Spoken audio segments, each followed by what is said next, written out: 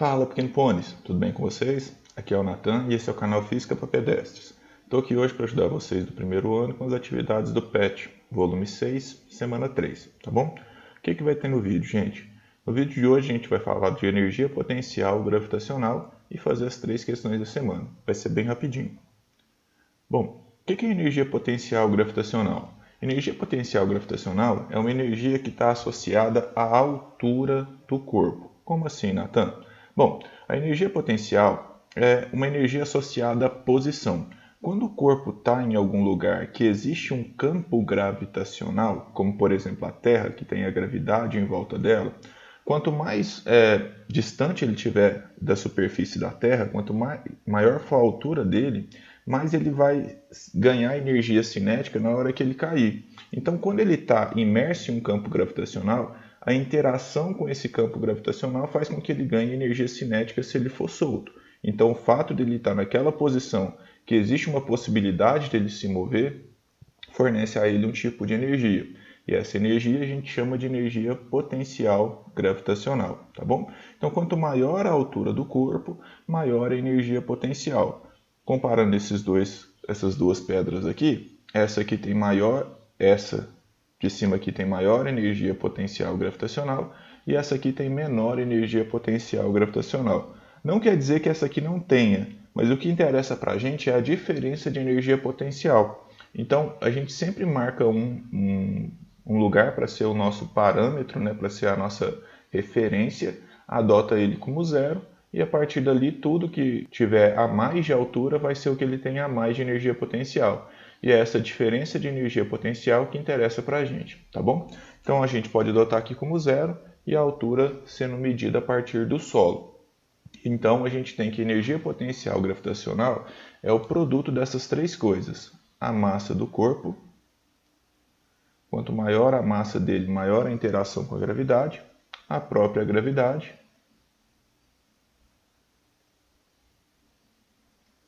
e a altura. Tá bom?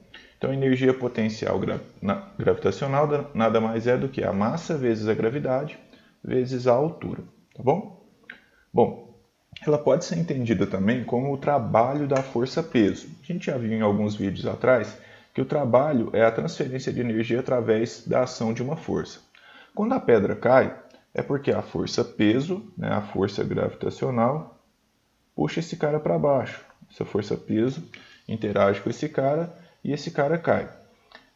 Ou seja, tem uma força no mesmo sentido do deslocamento, né? Ele cai em uma altura h, ou seja, ele se desloca para baixo essa altura h, e a força da gravidade, a força-peso, atua nesse mesmo sentido e direção. Então a gente tem que o trabalho é igual a força vezes o deslocamento. Quando é no mesmo sentido, eu nem preciso preocupar com o cosseno, né? Porque o cosseno de zero é 1. Então, o trabalho vai ficar o quê? Essa força, que é a força-peso, né? Vezes esse deslocamento que eu chamei de altura. O peso, não sei se vocês se lembram, mas é calculado como massa vezes gravidade, vezes a altura. Então, ó, o trabalho da força-peso é a mesma coisa que a energia potencial gravitacional. Tranquilo? Então, o trabalho da força-peso é a energia que o corpo vai ganhar devido à ação da força-peso. Quando ele está imerso em um campo gravitacional, a força-peso atua nele, fazendo com que ele ganhe energia cinética à medida que ele caia. Tá bom? Bom, de forma direta, a energia potencial é isso. Depois a gente vai ver energia potencial elástica e vai englobar, junto com a energia cinética que a gente estudou na aula passada, a energia mecânica, que é a soma dessas três. Mas não vamos preocupar com isso por enquanto não. Vamos para os exercícios para a gente fixar o conceito de energia potencial. Número 1. Calcule a energia potencial gravitacional armazenada em um pão de queijo de massa meio quilograma ou 500 gramas, né? Pão de queijo é um danado. 500 gramas, que é a mesma coisa que meio quilograma, já que o quilo significa 1000, né? Quando elevado a uma altura de 2 metros nos seguintes locais do sistema solar. Letra A, na Terra. Como que a gente calcula energia potencial então, gente?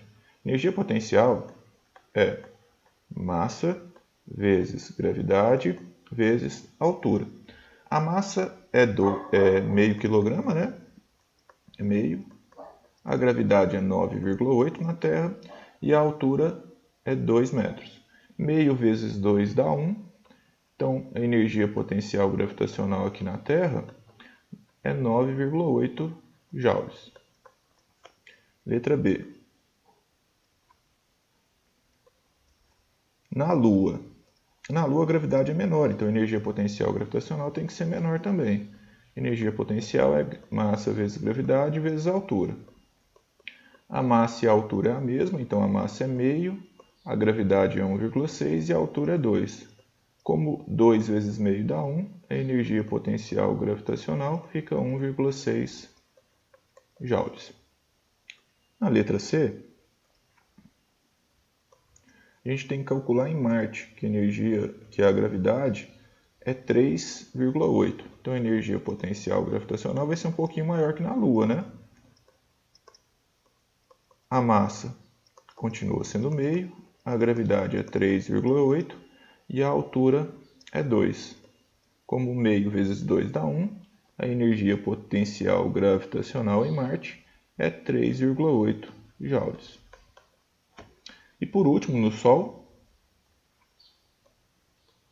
a energia potencial gravitacional, que é massa vezes gravidade vezes altura, vai ser a massa que é meio vezes a gravidade, que é 274 metros por segundo ao quadrado, vezes a altura, que é 2. A energia potencial gravitacional no Sol, então, vai ser 274 joules. Grande pra caramba, né? Bora para 2, então. Calcule o trabalho realizado pela força gravitacional sobre um pão de queijo de massa 1 kg. Se eu achei o anterior grande, olha isso aqui. 1 kg de pão de queijo. Nos seguintes percursos. Considere G igual a 10 metros por segundo ao quadrado. Do chão ao forno, da posição 0 à posição 0,2 metros. Então tem o pão de queijo aqui no nível do chão, né? Que ele adotou como 0. E a gente subiu ele até a altura do forno, que foi 0,2.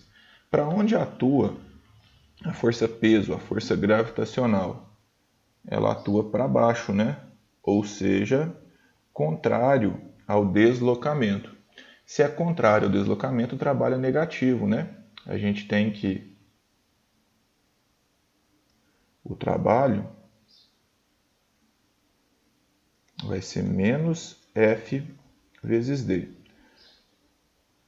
F é a força-peso, né? Que é massa vezes gravidade, vezes esse deslocamento que foi de 0,2. Calculando agora, pão de queijo tem 1 kg, a gravidade pediu para adotar como 10, um deslocamento de 0,2. Isso vai dar 2 joules. Letra B.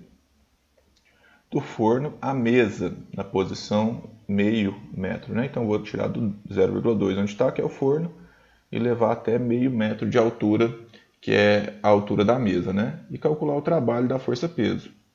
De novo, né? A força-peso, a força gravitacional está no sentido contrário ao do deslocamento, então a força vai estar retirando energia do corpo, por isso o trabalho é negativo. Essa força é a força-peso, que é massa vezes gravidade. Tinha esquecido do sinal de menos aqui. Vezes o deslocamento. A massa é 1, a gravidade 10 e a distância é 0,3. Então o trabalho foi de menos 3 joules para a letra B. Vamos para a letra C. Da mesa à boca do professor de física mineiro que adora saborear um pão de queijo assado na hora, da posição meio a 1,5. Tá. Então ele tirou o pão de queijo da altura meio metro, que era na mesa, e levou até 1,5, né?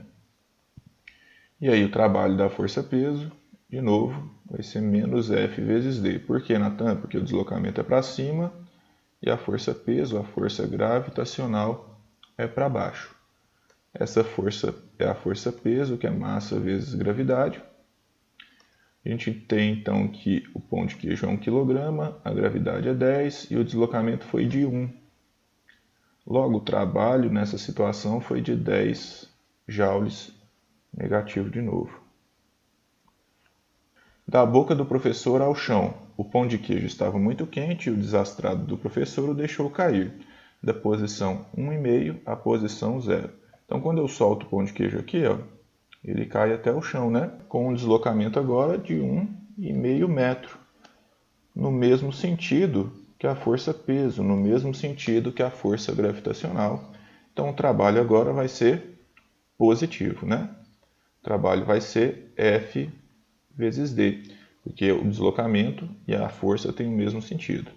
Essa força é a força-peso, que é massa vezes gravidade, vezes o deslocamento. Massa 1, gravidade 10, deslocamento 1,5. O trabalho aqui foi então de 15 joules. Qual foi o trabalho total realizado? A resposta pode te surpreender. O trabalho total, então, vai ser a soma do trabalho realizado em cada etapa, né? Então, o trabalho total vai ser menos 2 mais menos 3 mais menos 10 mais 15. Logo, esse trabalho total, menos 2 com menos 3, menos 5, com menos 10, menos 15. Vai dar menos 15 mais 15, que é zero. Então, o trabalho total feito pela força-peso foi de zero. Tudo bem? Bora para a última. Questão número 3. Um bloco de peso 100 newtons parte do repouso do ponto A e desliza sem atrito sobre um plano inclinado de inclinação alfa 45 graus até o ponto B, se deslocando uma distância de 5 metros. Determine a altura Z do plano inclinado. Então, tem um plano inclinado aqui, um bloquinho aqui em cima, ele quer saber a altura, né, Z do plano inclinado em relação ao solo. Então, ele está chamando aqui essa altura aqui de Z. Porque não é H, eu não sei, porque ele quer Z. E aí, a gente sabe que esse bloquinho aqui, ele vai escorregar por 5 metros? 5 metros. Então, o deslocamento que ele tem aqui é de 5 metros. E eu tenho que esse ângulo aqui embaixo é 45 graus. Bom, eu tenho um triângulo retângulo e no triângulo retângulo eu posso usar seno, cosseno e tangente, né? Posso usar as propriedades trigonométricas. Aqui eu tenho a hipotenusa, que é o lado em frente ao ângulo reto, e esse para o ângulo de 45 é o cateto oposto, e esse aqui de baixo é o cateto adjacente. Então eu preciso de alguma propriedade que relacione cateto oposto sobre hipotenusa. Corre, né? Eu uso seno, porque o seno é cateto oposto sobre hipotenusa. Ou sem sono você corre. Tranquilo? Então, para a letra A, a gente vai ter que usar o seno para descobrir qual que é a altura que esse bloco tem. Seno de 45 graus é igual ao cateto oposto, que é Z, sobre a hipotenusa, que é 5. Seno de 45 graus, a gente pode lembrar daquela tabelinha, né? 1, 2, 3, 3, 2, 1, divide tudo por 2, raiz onde não tem 1. Seno de 45 é raiz de 2 sobre 2. Z sobre 5. A gente vai ter então que o Z vai ficar igual a 5 vezes raiz de 2 sobre 2, né? Que é 2,5 vezes raiz de 2 metros. Tá bom?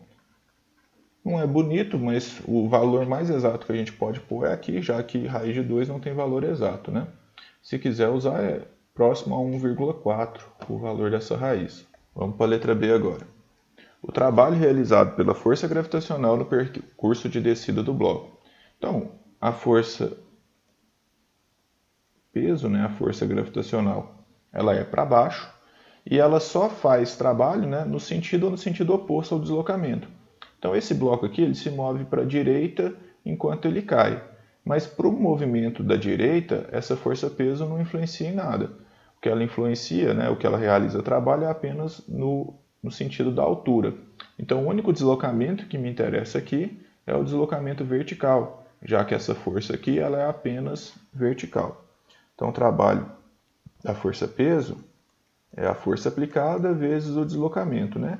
Como o deslocamento foi para baixo e o peso é para baixo, esse trabalho é positivo porque tem o mesmo lado, força e deslocamento.